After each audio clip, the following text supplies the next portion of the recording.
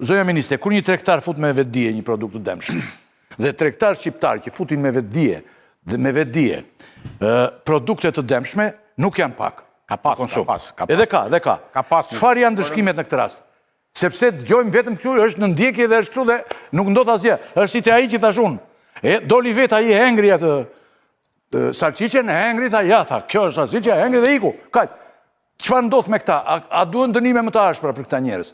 Dhe a keni Sigurisht që dënimet janë, edhe nga rasti i procesit me mandarina ne kemi informacione që disa fermer janë proceduar penalisht dhe sigurisht mua nuk vjen mirë asnjëherë që asnjë fermer të procedohet, por nga ana tjetër përdorimi i pesticideve të ndaluara që ndodh dhe në vendet Bashkimit Evropian, se ne kemi pas ndalesa dhe nga Italia dhe Greqia të bllokuara si mallra importi me të njëjtin pesticid, sikurse dhe ato të prodhuara në Shqipëri, si në rastin e dhjetorit. Por 4-6 fermer nuk mund të prishin gjithë imazhin e Shqipërisë dhe sigurisht as shëndetin e shqiptarit, fëmijëve tanë, dhe prandaj këto masa janë dhe duhet të jenë aty për të gjithë ata që shkelin ligjin, përfshirë dhe inspektor, qoftë të pikës kufitare, doganore në Durrës, apo ai që sipas protokollit duhet ta ndiqte procesin me të gjithë rigorizitetin e duhur. Pra, unë jam dakord që këto duhet jenë raste ku bën shembuj, edhe pse mund të jetë e vështirë për ta gestionuar në rastin e një fermeri, por njëkohësisht duhet mësojmë që fermerët dhe bizneset të ndërgjegjësojnë që në hallkën e parë, nëse fermeri vazhdon dhe blen pesticidin kontraband, do t'i thënë në mënyrë të drejtë për drejtë, e blen dhe dëgjojmë që vjen nga Kosova, nuk e di nga vjen, se nuk jam me informacion zyrtar dhe unë jam ministre dhe duhet i referojmë informacioneve zyrtare.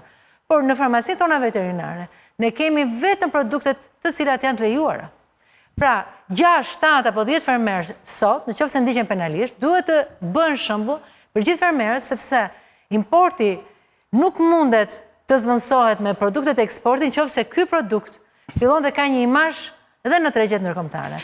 Ne kemi arritur vjet 924 ngarkesa me mandarina. 924 ngarkesa. 4 ngarkesa krijuan një imazh i cili krijon dhe një problem për bizneset për tregtimin këtë vit. Pra, duhet kuptuar që është një zinxhir i tërë që vjet në rrezik.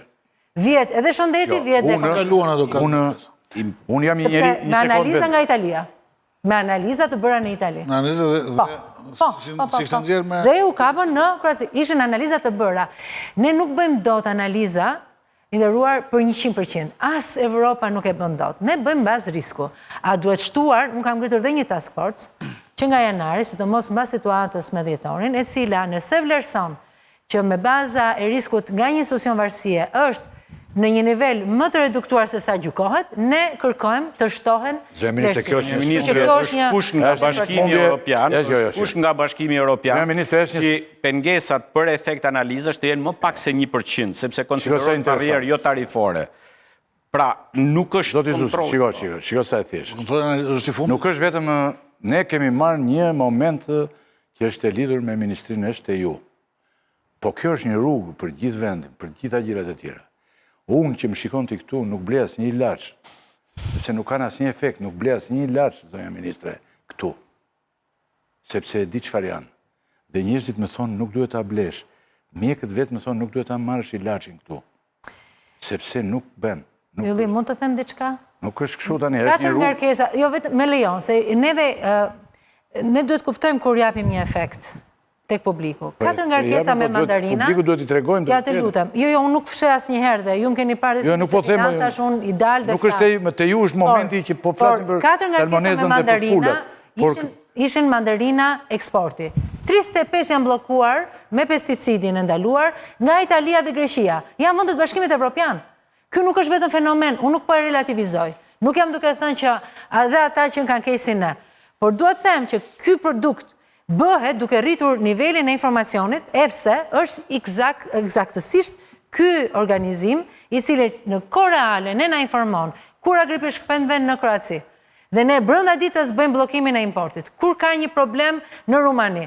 Ky informacion nuk i intereson vetëm Rumanisë apo Kroacisë, na intereson dhe ne që të bllokojmë në mënyrë të menjëhershme. Këto janë protokolle që ne i kemi vendosur në ligj. Në zbatim të tyre ka inspektor, që unë nuk jam duke thënë numra tani dhe as emra, por janë të detyrueshme për të zbatuar nga çdo inspektor. Në shtator vitit kaluar, ka kaluar një ligj shumë i rëndësishëm dhe dua të ndaloj vetëm 1 minutë këtu, nëse më lejoni. Është ligji që vihet në zbatim deri në fund të këtij viti, me të gjitha aktet juridike në detyrim të zbatim të ligjit, që inspektoriatet do të riorganizohen.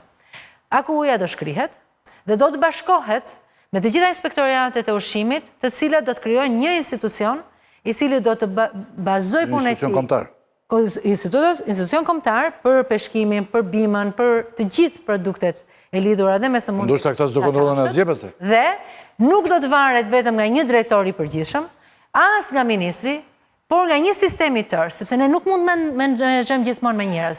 Ne duhet menaxhojmë me sisteme dhe nga 3 nivele monitorimi. Dhe kur matrica e risku të thotë që ato që janë produkte nga Brazili duhet të jenë 100% dhe nuk duhet të shkojë vetëm AKU-ja, por në atë kohë duhet të shkojnë dhe tatime, duhet të shkojnë edhe në një institucion tjetër, në të njëjtën ditë, këtë do bëj kjo detyrë e re e inspektoriateve, të cilat sot i kemi me ligj dhe ka që nga shtatori që ka kaluar në Parlamentin e Shqipërisë. Por jo të më marroj këtë se bëra një pyetje ministrit si nuk më dha përgjigjen e plot. Iku te pjesë tjetër. Jo qëllimisht, por iku. Tani, për një moment supozojmë që ky i Dimalit apo AMG që është ajo, u kap, u gjetë në fund. Çfarë janë dënimet për këtë, zëmi ministre? Vërtetua që... Jo, ligji që ato të ligji. Në qoftë se ka shkel ligjin janë shumë tash pra ju. Ato janë me... Janë 50 burg, në qoftë se ka shkel ligjin. Sepse ka rrezikuar shëndetin e njerëzve. Po, është 50 burg, është shumë i rëndë. Edhe më shumë duhet. Po, më shkon edhe 7. Është si të marrë unë një fes me helm dhe ta hedh në 2019 në mos gabofsha, ndryshoi kodi penal në 2019, ndryshoi kodi penal dhe u ashpërsuan.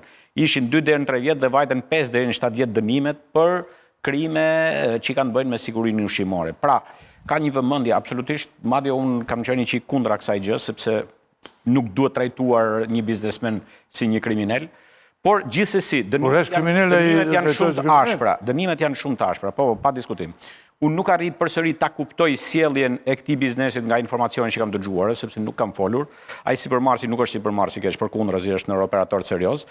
Nuk arrit do ta kuptoj, nuk bie dakord kurse si me mos bashkëpunimin për të dhënë informacion. Nuk na ka dhënë gjurmëshmërinë, nuk thash nuk na dha gjurmëshmërinë. Unë kam 2 situata me AKU-n, një herë në dhjetor të 2022-shit, kur erdhi një alert nga Rasfi, në orën 5 kanë ardhur inspektorët, në orën 9 është dhënë informacioni entit austriak, i cili të nesërme në orën 10 mbaroi punë. Pra, në momentin që ka bashkëpunim, gjithçka përfundon shumë mirë.